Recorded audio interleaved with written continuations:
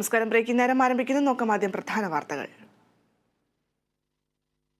India വെള്ളം തന്നേ പറ്റൂ. എവിടെ കുത്തണ്ടേ, ആർക്ക് കുത്തണം, വോട്ട് ആർക്ക് ചെയ്യണം, അതൊന്നും പറ. എല്ലാ വാഗ്ദാനവും പറഞ്ഞ് വീട് തോറും കയറി ഇറങ്ങാൻ സമയമുണ്ട് അവർക്കല്ലേ?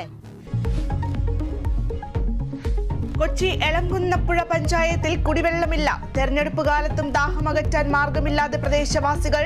വർഷങ്ങളായുള്ള ആവശ്യങ്ങളോട് മുഖം തിരിച്ച അധികൃതർ. 4 മണ്ഡലങ്ങളിൽ സ്ഥാനാർത്ഥികളെ തേടി BJP. കൊല്ലം, വയനാട്, ആലത്തൂർ, എറണാകുളം മണ്ഡലങ്ങളിൽ സ്ഥാനാർത്ഥി പ്രഖ്യാപനം നീളുന്നു. വൈകിപ്പിക്കുന്നത് മറ്റു പാർട്ടികളിൽ നിന്നെത്തുന്നവരെ കാത്തെന്ന ആക്ഷേപം.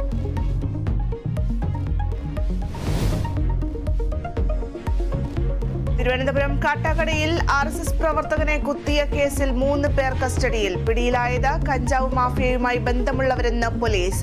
RSS മണ്ഡൽ കാര്യവാഹക വിഷ്ണുവിനെ കുത്തേറ്റത് ഇന്നലെ രാത്രി.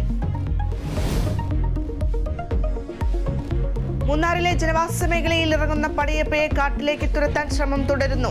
ആനയെ മറയൂർ മേഖലയിലേക്ക് എത്തിക്കാൻ ശ്രമം. കണ്ണൂർ അടയ്ക്കാത്തോട് ജനവാസ മേഖലയിൽ ഇറങ്ങിയ കടുവയെ കണ്ടെത്താനായില്ല.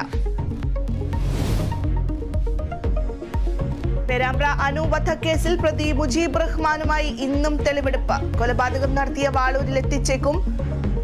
കൊണ്ടോട്ടിയിലെ ജ്വല്ലറിയിലും തെളിവെടുപ്പ്. ലോകകപ്പ് ഫുട്ബോൾ യോഗ്യതാ മത്സരത്തിൽ ഇന്ന് ഇന്ത്യ അഫ്ഗാൻ പോരാട്ടം.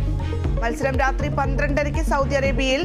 പോയിന്റ് നിലയിൽ 3-ാം സ്ഥാനത്തുള്ള ഇന്ത്യക്ക് ജയം അനിവാര്യം.